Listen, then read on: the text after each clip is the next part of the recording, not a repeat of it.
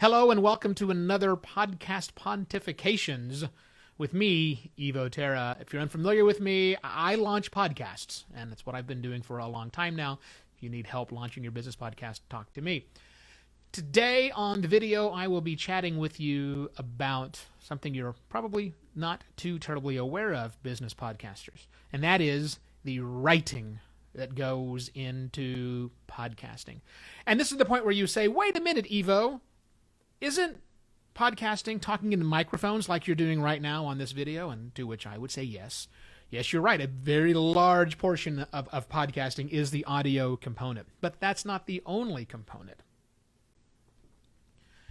Podcasts have to be distributed. They have to be put into some sort of a system that will allow you to not only host the audio file, but also distribute that file.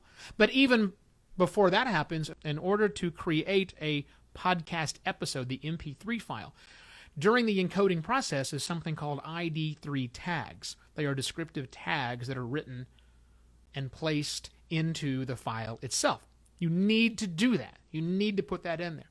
Then you need to make sure that you write all of the copy necessary that goes into the RSS feed, because podcasts all have RSS feeds or they're not podcasting right now, that then gives some textual descriptions to this content as it goes out. And the third thing you have to do is the vast majority of podcasts also have some sort of a landing page for that particular episode. That needs to be created, the content for that. And then there's a higher level conversation of the content. There's the description of the show. There are all of the elements that are necessary to properly convey to someone that you have this thing that is called a podcast, about the show, about the content, about the host. All of this is necessary.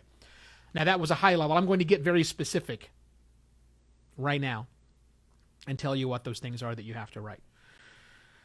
So there's two real pieces of content that a podcaster needs to think about writing. And let's think of them in two ways. Let's think about microcopy, and then let's think about, well, I guess, macrocopy we could call it, or let's call it long-form copy. Anyone who is a copywriter will tell you that there is a vast difference between writing microcopy and writing long-form copy. It's a different skill set, and both are important to podcasting. Microcopy, specifically, you really need three things. Probably more than that, but we'll see how this list goes, because I'm doing this from memory, not from actually pulling up a document on my computer. But nonetheless, there are three key things that you need to describe each individual podcast episode that you put out. Number one, not surprising, is a compelling title. It is not Thursday, July 19th. That is not a compelling title.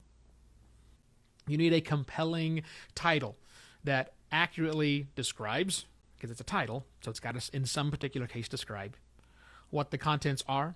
It's got to be compelling, and it also has to be search aware. I don't want to say optimized, because you people, when I say optimized, do crazy things. Don't do crazy things.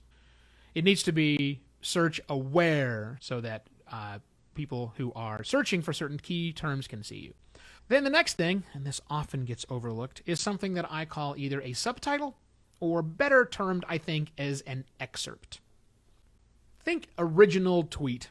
Think 130-ish characters. I know original tweets were 140, but think around 130 characters that kind of summarizes a sentence or two. A tweet, again, that you talk about the contents of your 30-minute long, your hour long, your 4-hour long, whatever you want to do, that talks about the content. Don't repeat everything that was in the title, because quite often the title and this excerpt are displayed in the same place. And the third thing you need to have is you need to have I like to call it episode details, which is, to me, is a couple of parts. One, if there are any key links that you discuss in the podcast episode audio, bring those links forward. Put them at the top and adequately write about them. And put a hyperlink on where someone should go to. And then below that, you can have the episode details, which there's lots of ways you can do it. Is it a linear flow where you actually put timestamps of the individual topics that you cover? Ideally, most business podcasts, most podcasts for that matter, should focus on one single topic. So it may not be necessary for you to timestamp because you will be talking about a single topic if you're doing things. My suggested way to do that.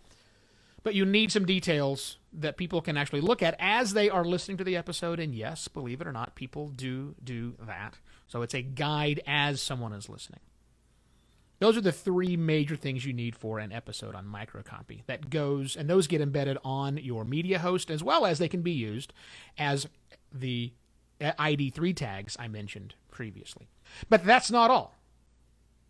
There's also the ever-important social share microcopy that needs to be written. Because chances are, if you are a business and you're podcasting, you likely have a business and or personal Twitter account. You should certainly publish your episodes onto Twitter. And just saying, here's my latest episode is not good enough.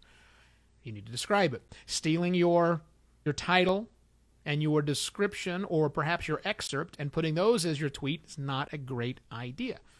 We read Twitter differently than we read other sorts of things. So please write your social share for Twitter that is specific for Twitter. That, and you're probably also going to include a link to your audio file, which likely will cause the Twitter card to already put in your title and either your excerpt or perhaps even your description. So you have to write a share for each one of them. LinkedIn is a different audience than Twitter. Facebook is a different audience for both of them. And they all have different length and different requirements. So I recommend now that you write a custom social share for each one of your properties, for each one of your episodes. That needs to be created. That's all the microcopy that you need to do on an individual episode basis. Let's talk about macrocopy, or just longer form copy. That's also required. As I mentioned, that's typically in the form of a blog post or a landing page for that individual episode. And what I see many, or perhaps even most, podcasters do is repurpose the microcopy as their blog post. And that's not great, because humans read things differently on screen or in a browser on their mobile device, regardless of what the screen happens to be. You need to write content in a landing page format. This isn't for people who are currently listening to your show, who might discover your show through various discovery engines and tools and directories. This is for people who stumble across your content probably from a search on Google or another search engine. This is for people who know about your website's content, who stumble across and see that you have a podcast, and they go through and they want to read about your episodes. Both of those audience, a human discovering it for the first time via their browser, or Google, the most important user that you have, some might say, you need to write your content in a compelling way. You need to write about the audio that you just recorded in a compelling, longer form content. I'm talking hundreds of words. 5, 8, 1,000, all of that is acceptable.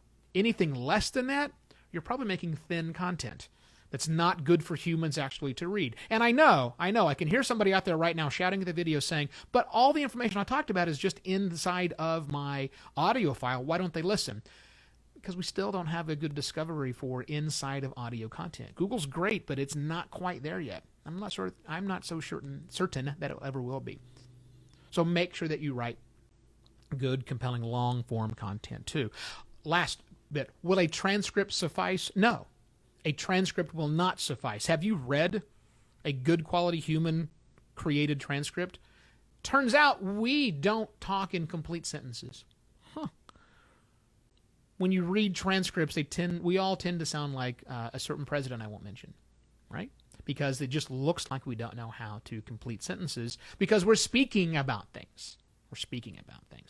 And that's not great. So, yes, a transcription can help. I think that if you're giving valuable information on your show and it's not Two Dorks with Microphones, but it's business focused, then I think you should absolutely include the full transcription below your custom written long form content. By the way, if all of this takes you less than 2 hours, congratulations. If you're a really good writer and you have a format, you can definitely get this done quicker. I have a copywriter I work with who gets it done much, much, much quicker than that. But for the person starting out, plan on spending a couple hours just writing up the microcopy and the content. That's why podcasters need to be a writer. With that, I'm going to bring the video to a close, and thank you for watching another Podcast Pontifications with me, Evo Terra. Again, I launch podcasts for businesses. Check out podcastlaunch.pro for the full list of services I offer. And if you need help doing all of this stuff, by the way, my company, we actually do all of the microcopy writing too as an option for some of our clients. Most of our clients write themselves. We train them, but some have us do it. We are here to help. Thanks for watching. I'll be back tomorrow with another one of these. See you next time. Cheers.